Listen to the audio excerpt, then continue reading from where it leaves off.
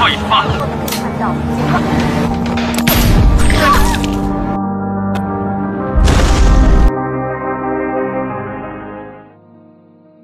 真君，到。赶紧点。 Seorang kakek datang ke kamp pelatihan untuk memberi titipan kepada Kapten Shing sebagai ucapan terima kasih karena kapten telah menyelamatkannya dari kejadian bencana tempo hari. Setelah menyerahkan titipannya, Mika lalu mengantar kakek itu pulang. Di kamp pelatihan, terlihat Kapten Shing yang sedang tidur membayangkan kejadian 2 tahun yang lalu di mana Mika sedang menyelamatkan seorang kakek yang kena serangan jantung. Kapten Shing melihat reporter Xia di tengah hujan. Kapten menghampirinya dan menanyakan apa yang sedang dia lakukan. Xia mengatakan dia sedang menunggu Mika yang belum pulang mengantar kakek itu. Kapten lalu mencari Mika sampai ke dalam hutan. Mika!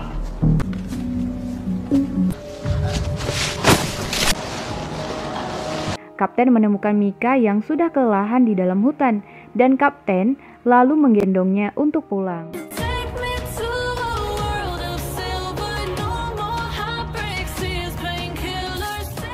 Sesampainya di camp, Mika mengobati dirinya sendiri yang membuat kapten kagum padanya. Kapten lalu menanyakan kabar temannya yang bernama Xiaoman. Mika bertanya bagaimana kapten bisa tahu tentang Xiaoman. Ternyata reporter Xia yang memberitahu kapten. Kapten lalu menyuruh Mika istirahat dan dia boleh mengikuti latihan. Ketika dia sudah sembuh dan Mika terlihat sangat senang atas kebaikan kapten yang tidak jadi mengeluarkannya. Sementara di tempat lain, reporter Xia sedang membuat video promosi yang diperagakan oleh wakil Kapten Shu.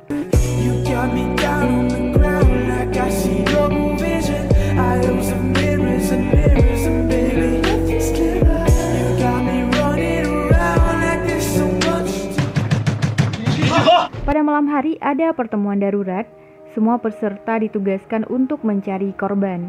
Setelah memeriksa perlengkapan yang diberikan, ternyata perlengkapan kelompok Mika tidak lengkap dan Mika meminta izin untuk melengkapi peralatannya. Keesokan harinya, semua peserta mencari para korban di atas gunung. Kelompok Mika menemukan seorang korban di bawah pohon dan mereka pun mencoba menyelamatkannya yang dinilai langsung oleh Kapten Shing. Ketika mereka sedang melakukan pertolongan, sebuah kelompok membutuhkan bantuan karena mereka lupa membawa tali. Mika kemudian memutuskan untuk membantu kelompok itu dulu karena kondisi korbannya yang sangat parah dibandingkan kelompok Mika sendiri.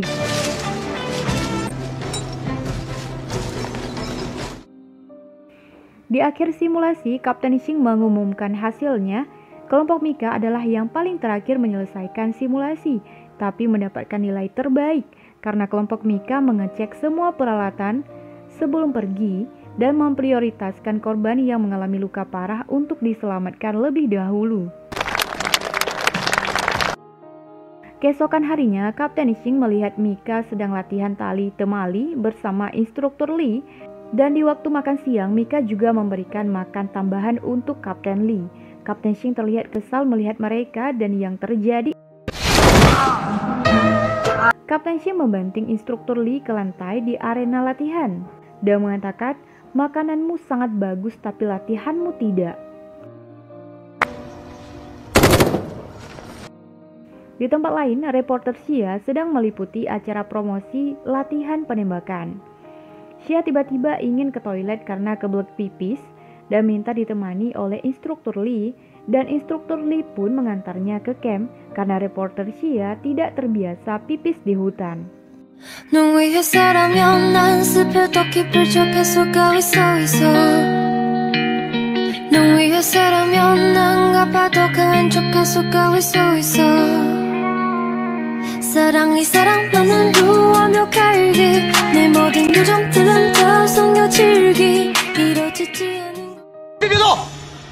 Ketika hendak turun dari mobil, baju Xia malah tersangkut di pintu.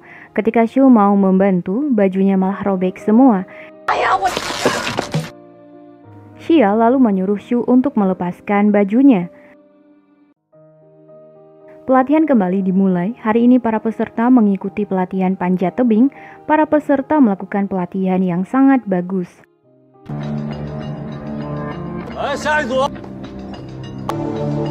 Namun ketika giliran Mika, dia terlihat ketakutan. Rupanya dia fobia ketinggian sehingga dia pingsan dan jatuh.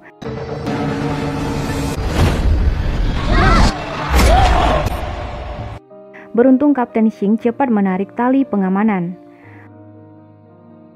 Pada malam harinya, Kapten Xing sedang memberi nilai terhadap ujian mereka. Terlihat Kapten Xing mencoret nilai Mika. Tandanya Mika tidak lulus ujian panjat tebing.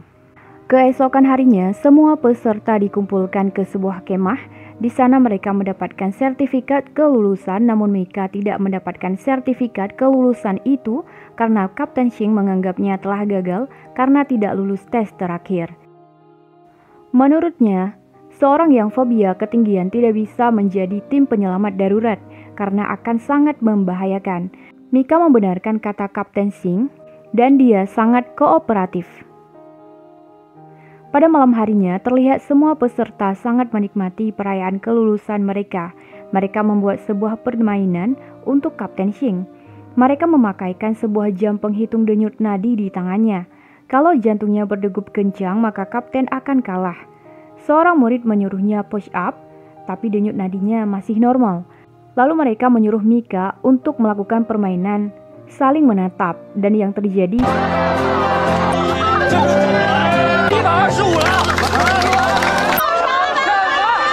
karena Kapten Xing telah kalah, maka dia harus menerima hukuman dengan makan wasabi super pedas.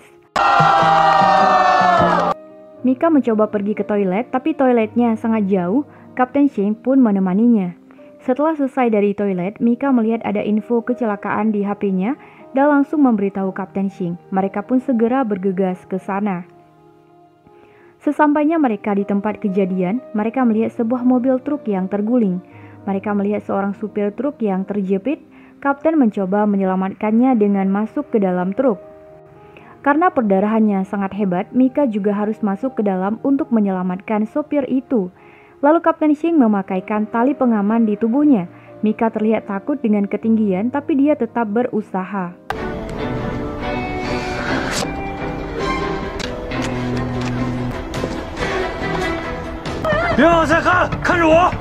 Lalu kapten mengatakan, jangan lihat ke bawah.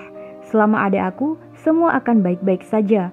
Mika kembali teringat dengan kata-kata itu yang pernah diucapkan oleh seorang anggota SWAT yang telah menyelamatkannya dari teror bom dulu. Pada akhirnya mereka berhasil menyelamatkan sopir itu. Tapi Kapten Xing mengalami luka kepala. Mika mencoba mengobati lukanya. Tapi karena perbannya sudah habis, Mika memakaikan baju dalamnya yang berwarna pink sebagai perban, dan Kapten Xing terlihat sangat imut. Keesokan harinya, Kapten Xing menjumpai kepala kepolisian untuk menandatangani sertifikat kelulusan untuk Mika, karena Mika telah berhasil melakukan pertolongan darurat yang sebenarnya. Di rumah sakit, ketika Mika dan temannya mau pulang, seorang perawat memasukkan pasien ke lift mereka untuk menuju ruang operasi. Tiba-tiba lift yang mereka tumpangi mengalami masalah dan mereka terjebak di dalamnya.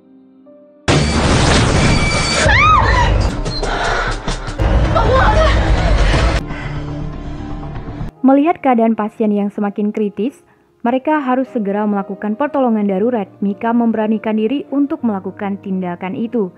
Setelah liftnya terbuka, para dokter langsung membawakan pasien itu ke ruang operasi.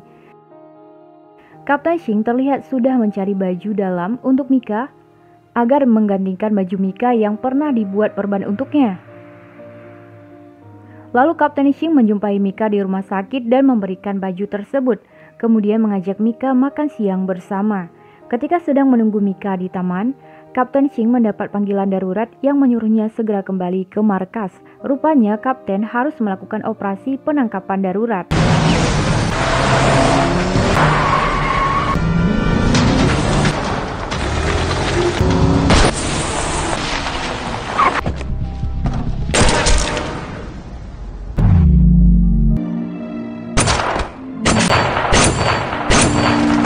Dalam operasi itu, para penjahat dan polisi terluka.